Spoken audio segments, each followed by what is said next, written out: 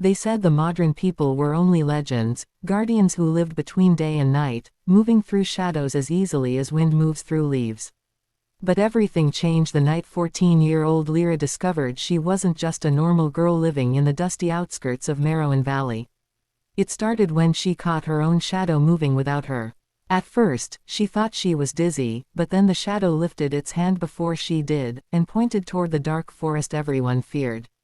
Lyra froze. She had heard the stories. The forest was where the Madran vanished centuries ago, leaving behind their whispered myths and impossible abilities. Her shadow pointed again, almost impatient. Against every ounce of logic, Lyra stepped forward. The moment she entered the forest, the world shifted, colors turned sharper, wind grew warmer, and faint blue lights floated like tiny spirits. Then she heard it, a voice calling her name, low and ancient, as if it had known her before she was even born. Lyra. She spun around. Her shadow separated from her body and took the form of a tall figure wrapped in silver mist. "You were Madran born," it whispered. "And the night gate is waking." Lyra tried to speak, but her voice trembled. "I don't understand." The shadow extended a glowing hand toward her chest. In that instant, memories that weren't hers flashed across her mind, battles fought in moonlight, a kingdom of shadow walkers, and a prophecy, a child of two worlds will reopen the gate when light fails.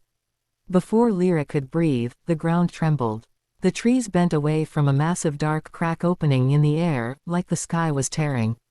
From within it, a beast formed of smoke and glowing red eyes emerged, snarling as it searched for something, her. "It senses the gatekeeper," the shadow warned. "Run." But Lyra didn't run. Instead, something fierce awakened inside her. She stepped forward, raised her hand, and her shadow returned to her body with a surge of power that felt like 1,000 stars spinning in her veins. The beast lunged. Lyra lifted her palm, and shadows exploded from her like a wave, striking the creature with a force that shook the forest. The beast dissolved into dust. Silence fell. Then the shadow figure returned, kneeling before her. "The Madran did not vanish," it whispered. "They have been waiting for you." Lyra looked at the glowing crack, the night gate pulsing like a heartbeat, and somehow she understood, she wasn't meant to hide from the darkness. She was meant to rule it. And as she stepped toward the gate, shadows swirling around her like a crown, the world finally remembered the name it had forgotten for centuries.